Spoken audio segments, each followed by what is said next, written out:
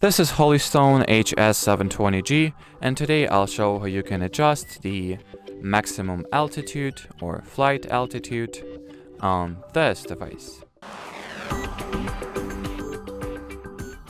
So in the beginning, you will need to enter the camera feed of the Ophelia Fly app.